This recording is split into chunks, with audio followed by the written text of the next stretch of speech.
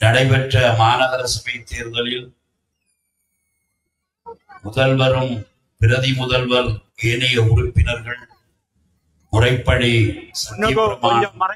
இருக்கிறார்கள். அதற்கு முன்பு இது ஏன் எதற்காக என்பதை பற்றி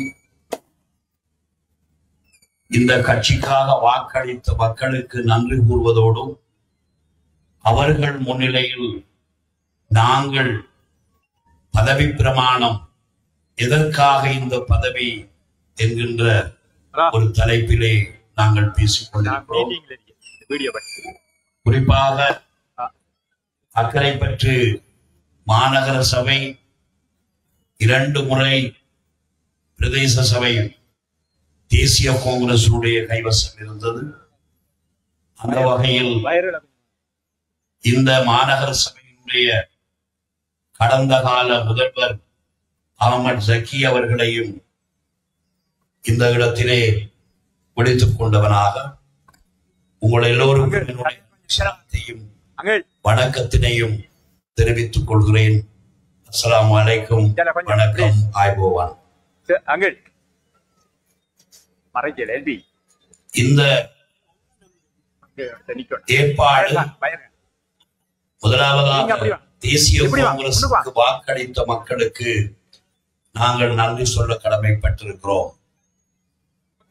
தேசிய காங்கிரஸ் என்பது வெறுமனே அமைச்சுகளை பெறுவதற்கும் பாராளுமன்ற உறுப்பினர்களை உருவாக்குவதற்கும் அல்லது நகரபிதாக்களை உண்டாக்குவதற்குமாக மாத்திரம் உருவாக்கப்பட்டதல்ல.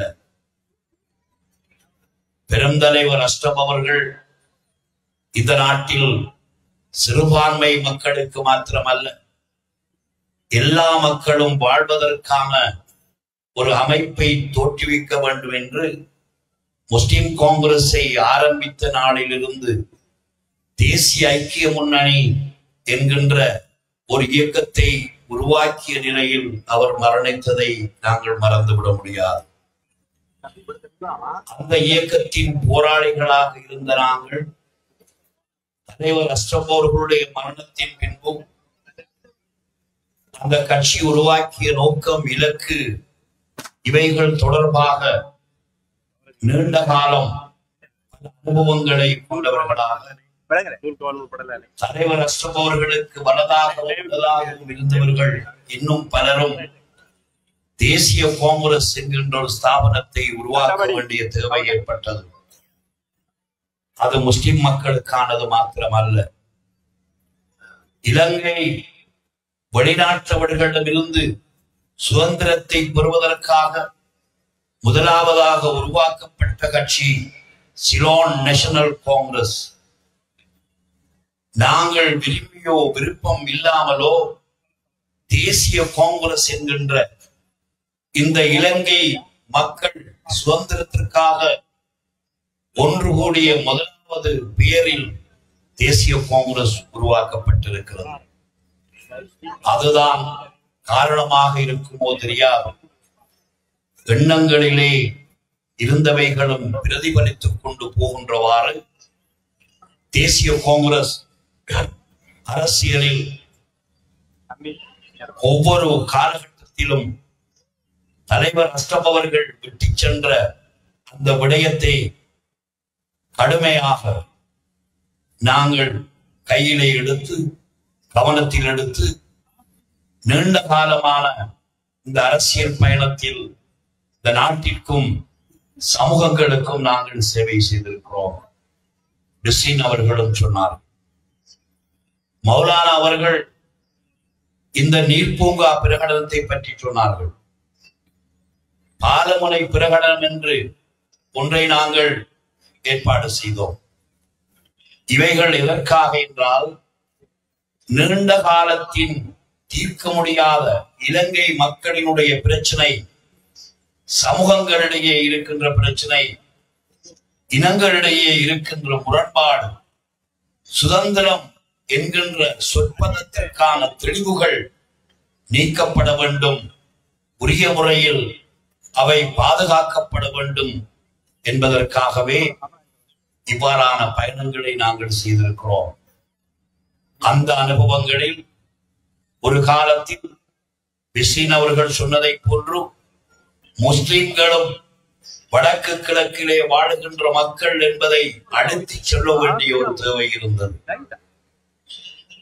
ஆயுத குழுக்களும் வெளிநாட்டு சக்திகளும் ஒன்றிணைந்து இலங்கையை நினைத்தவாறு கூறு போட்டு இலங்கையில் வாழுகின்ற எல்லா மக்களுக்கும் இன்னல்கள் ஏற்பட்டு பொருளாதார ரீதியாக நாம் தாக்கப்பட்டு இருக்கின்ற காலத்தில் கூட முஸ்லிம்கள் தொடர்பாகவும் தமிழர்கள் தொடர்பாகவும் மற்றவர்கள் தொடர்பாகவும் நாங்கள் பேச வேண்டி ஏற்பட்டது.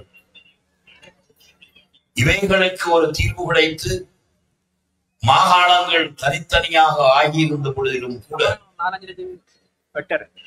அதே போன்று ஆயுதங்கள் அதனுடைய ஒலி ஸ்தாபிக்கப்பட்டு இன்று காதுகள் இனிமையான ஒலிகளை கேட்பதற்கு ஆயத்தமாக இருந்தாலும் கூட இன்னமும் நாம் அடைய வேண்டிய இலங்கை மக்கள் அவர்கள் பெற வேண்டிய விடயங்கள் ஏராளம் இருக்கிறது. நாங்கள் வழக்கமாக சொல்லுவதுண்டு, இலங்கை ஒரு சொர்க்க பூமி.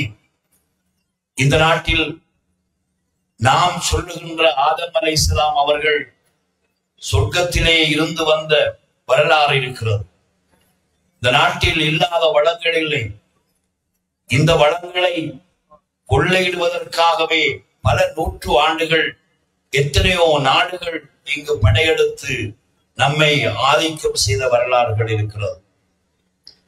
இப்பொழுதாவது இருக்கின்ற மிச்ச சொச்சங்களை வைத்துக் கொண்டு இந்த நாட்டில் வாழுகின்ற மக்கள் நிம்மதியாக வாழ்வதற்கான 1948ஆம் ஆண்டு கிடைத்த சுதந்திரம் இன்னமும் முறையான சுதந்திரம் இல்லாமல் இருக்க முடியாது.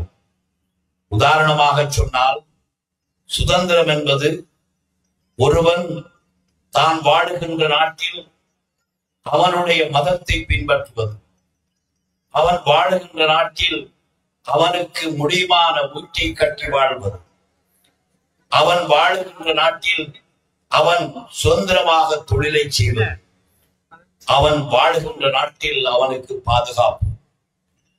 இவ்வளவும் இல்லை என்றால் இந்த நாட்டில் வாழுகின்ற ஒரு பிரஜைக்கு இது இல்லை என்றால் அந்த நாட்டுக்கு சுதந்திரம் கிடைக்கவில்லை என்ற பொருள்.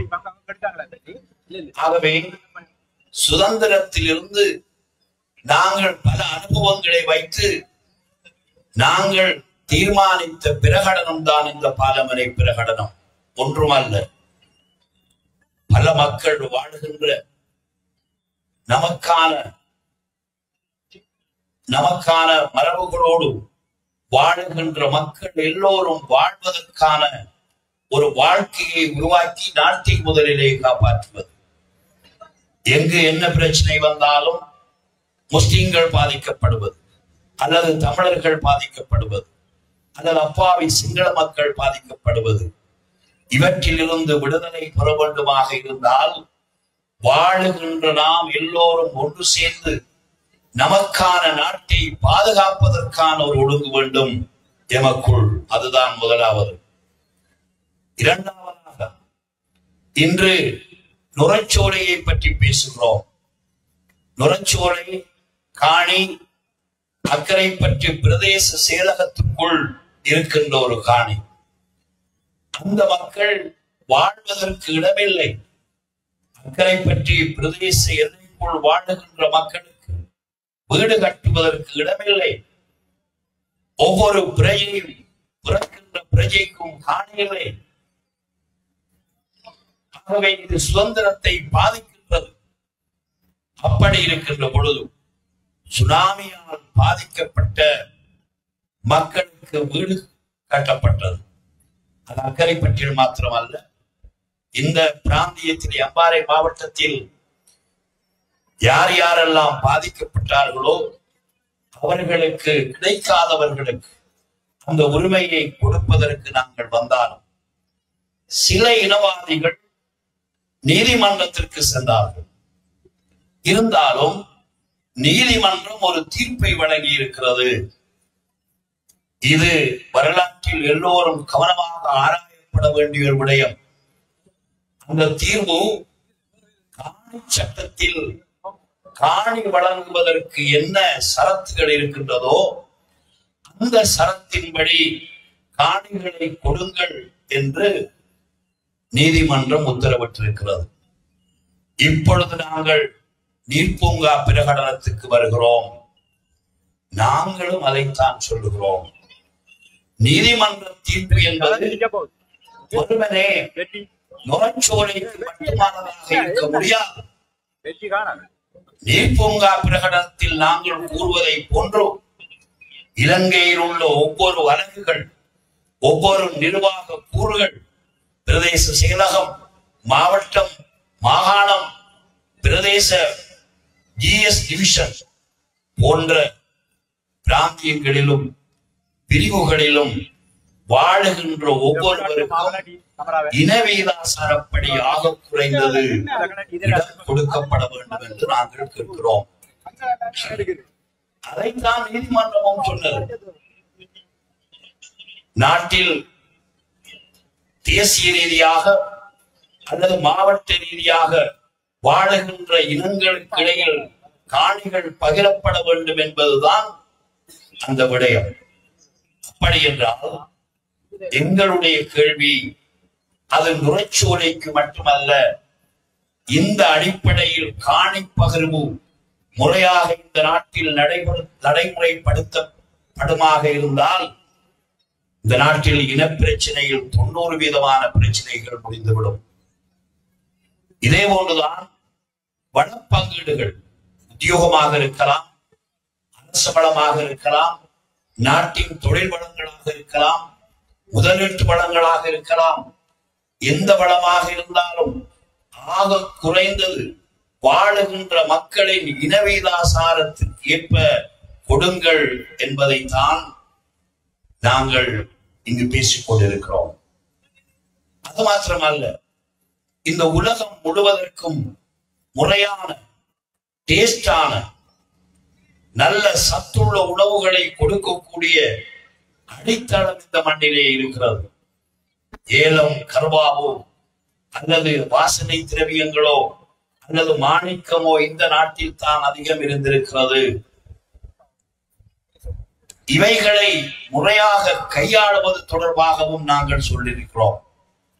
எனவே அரசியல்வாதிகள், அரசியல் கட்சிகள், தமிழர் விடுதலை கட்சிகள், முஸ்லிம் விடுதலை கட்சிகள், எல்லா கட்சிகளையும் நாங்கள் இன்று அறைவு போகின்றோம்.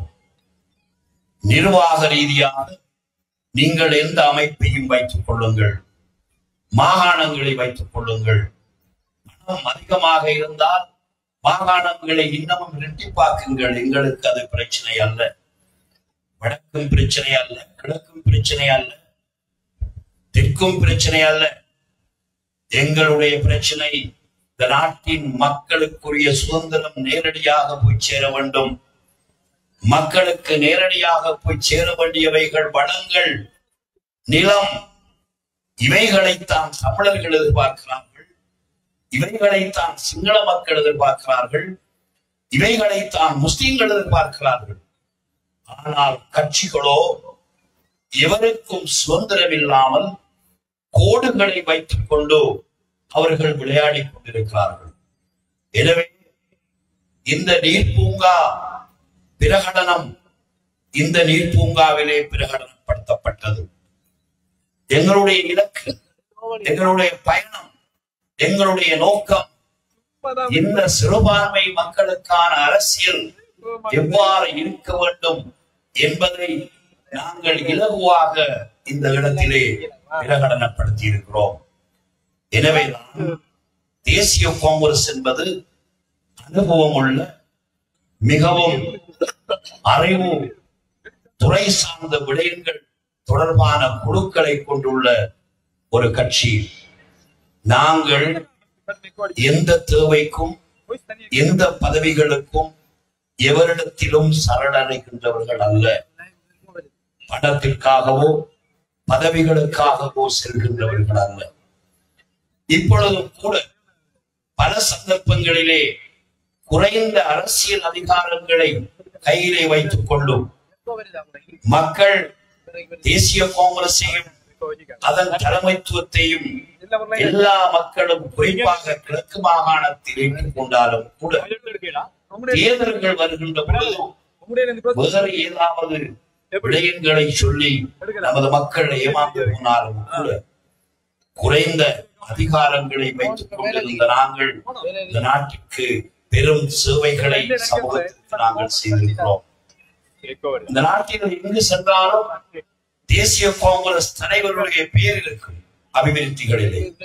இந்த நாட்டில் எந்த விதமான சர்வகட்சி மாநாடுகள் நடைபெற்றாலும் அங்கும் தேசிய காங்கிரஸ் முன்மொழிவுகள் இருந்திருக்கிறது. அந்த வகையில் தான் வெற்றி தோல்வி என்பது எங்களுக்கு ஒரு விஷயம் அல்ல. கடந்த பாராளுமன்ற தேர்தலில் கூட நாங்கள் இவ்வாறான பூங்கா பிரகடனத்தை போன்று அதனை உள்ளடக்கிய விடயங்களை அமல்படுத்த வேண்டும் என்பதற்காக அன்றைய ஜனாதிபதியை கொண்டு வந்து அதனை ஏற்க வைத்தோம். முதல் ஏற்றுக்கொள்வது மிக முக்கியமான விஷயம்.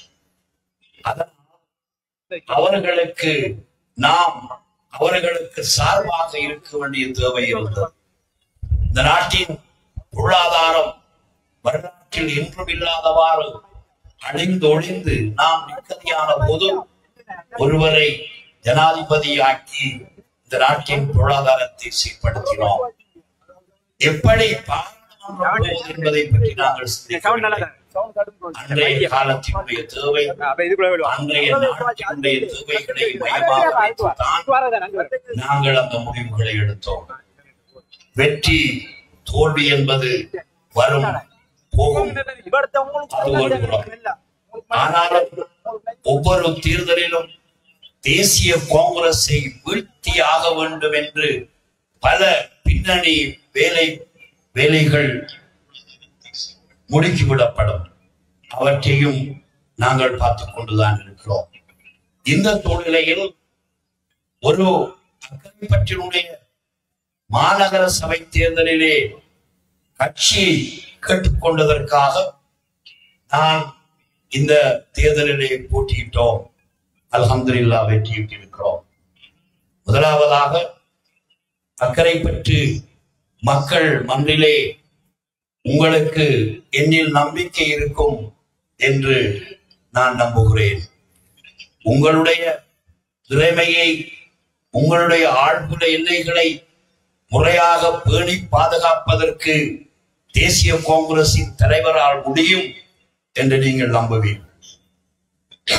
அது மாத்திரமல்ல, இந்த அக்கரைப்பற்று மாத்திரமல்ல, இலங்கையில் எங்கெங்கெல்லாம் தேசிய காங்கிரசின் தலைமை போக கிடைத்ததோ அங்கெல்லாம் நாங்கள் அபிவிருத்தி செய்து காட்டியிருக்கிறோம். எனவே அக்கரைப்பற்று மக்கள் நீங்கள் நம்பிக்கை வைத்திருப்பீர்கள்.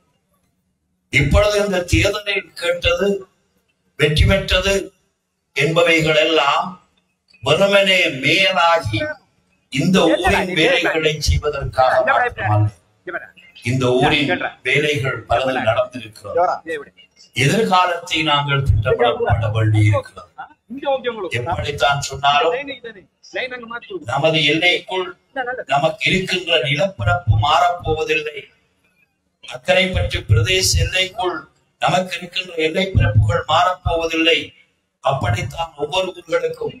அப்படி என்றால் நமக்கு இருக்கின்ற எல்லை பரப்பை வைத்து எவ்வாறு நகரமயமாக்கல், என்னவற்றை நாங்கள் செய்ய வேண்டும் என்கின்ற திட்டமிடல் மாத்திரம் போதுமானது என்ற அடிப்படையில் உங்களுடைய நமது இந்த மண்ணை நாங்கள் முறையாக திட்டமிடுவோம் என்று உங்கள் முன்னிலையிலே நான் பிரமாணம் செய்வதற்கு நான் விரும்புகின்றேன்.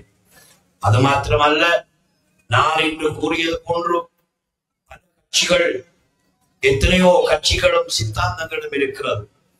தேசிய காங்கிரஸை பொறுத்தவரையில் நாங்கள் எந்த கட்சியோடும் கரைந்து போகின்றவர்கள் அல்ல, எந்த இயக்கங்களோடும் நாங்கள் கரைகின்றவர்கள் அல்ல. எங்களுக்கு என்று ஒரு எல்லை, எங்களுக்கென்று ஒரு கொள்கை, எங்களுக்கென்று பிரகடனம், நமது மக்களுக்கான யோசனைகள் எல்லாம் எங்களிடத்திலே இருக்கின்ற இந்த சூழ்நிலையில் இந்த நாட்டில் தேவைகள் ஏற்பட்டால் நாம் பல கட்சிகளோடு சேர்ந்து எமது இந்த நீர்ப்பூங்கா பிரகடனத்தையும் ஏற்றுக்கொள்கின்ற கட்சிகளோடு ஒரு பெரிய கூட்டமைப்பை செய்வதற்கு நாங்கள் இங்கே முன்மொழிகிறோம். இந்த நீர்ப்பூங்காவிலே நாங்கள் ஒரு கூட்டமைப்பு கிடைக்கிறோம். நாங்கள் தூய்மையாக இருக்கிறோம், செய்து காட்டி இருக்கிறோம். எங்களிடத்திலே எண்ண கருக்கள் இருக்கிறது, அபிலாசிகள் இருக்கிறது. வாருங்கள், இந்த அபிலாசிகளோடு சேர்ந்து பயணிப்பதன் மூலம் பல அடைவுகளை நாங்கள் அடைய முடியும் என்று நான் நினைக்கின்றேன். எனவே இந்த விழாவை பொறுத்தவரையில் மகிழ்ச்சியாக இருக்கின்ற ஒரு நாளாக, நீண்ட காலம் ஒரு நொமினேஷன் கூட ரிஜெக்ட் பண்ணி 25 நாட்கள் சோகமாக நாம் இருந்தோம். தேர்தலிலே பலரும் குடும்பம் குலம் என்று வாக்கு போட்டிருப்பார்கள். இருந்தாலும் மனச்சாட்சி இந்த தேசிய காங்கிரஸை பற்றித்தான் இந்த மண்ணில் எல்லோருடைய மனதிலும் அது ஆழமாக பதிந்திருக்கும் என்பதில் எந்த விதமான தவறுகளும் இல்லை. மக்கள் இந்த தேர்தலின் பின்பு மாற்று கட்சிகளுக்கு வாக்களித்த எத்தனையோ மக்கள் தனிப்பட்ட முறையில் என்னிடம் வந்து மன்னிப்பு கோரினார். நான் இந்த இடத்திலே ஞாபகப்படுத்த விரும்புகிறேன், அவர்களுக்கு நன்றி கூற விரும்புகிறேன். இந்த நீர்ப்பூங்கா இது நமது ஒரு சொத்து. நமக்கு கிடைத்த, நமக்கு இருந்த நீர்நிலைகளில் நாம் மிச்சப்படுத்தி வைத்திருக்கக்கூடிய ஒன்று. இந்த இடத்திலே இவ்வாறு ஒரு தேசிய ரீதியான விழாக்களை கூட நடத்துவதற்கு முடிவாக இருந்திருக்கிறது. இந்த இடத்திலே இந்த நாட்டின் நமது மக்கள் எல்லோருக்கும் தேவையான பிரகடனங்களை, முன்மொழிவுகளை கூட இந்த மண்டபத்திலே இருந்து நமக்கு செய்ய கிடைத்திருக்கிறது. ஆகவே இந்த மண்டபம் மிக முக்கியமான மண்டபம். அக்கறை பற்றி பொறுத்தவரையில் பிசில் அவர்களும் சொன்னார்கள், கலைஞர்கள், இயற்கையான கலைஞர்கள் நிறைய இருக்கிறார்கள். உடனேயே அக்கறை பற்றி மாவித்தியாலயமாக இருந்தாலும் ஒரு உணர்வுகளோடு கவிதைகளை எழுதி பாடிய பாவலர்கள் இருக்கிறார்கள். ஆன்மீகவாதிகளாக இருக்கிறார்கள். தேசிய காங்கிரசுடைய கட்சி கீதம் இயக்கி இருக்கிறார்கள். இன்றைக்கு ஒரு அரை மணித்தியாலம், ஒரு மணித்தியாலத்திற்குள் ஒரு மங்கள கீதம் இயற்றுவதற்கும் முடியுமாக இருந்தது. அந்த ஒரு நபர் மக்கத்தார் ஏ மஜீத் அவர்களை இந்த இடத்திலே ஞாபகப்படுத்தி அவருக்கு நன்றி சொல்வது மாத்திரமல்ல, இந்த புனிதமான இந்த மண்டபத்தை அவருடைய பேரில் இந்த மண்டபத்திற்கு பேரொன்றை வைக்கலாம் என்று நான் ஆலோசனை முன்மொழிகிறேன்.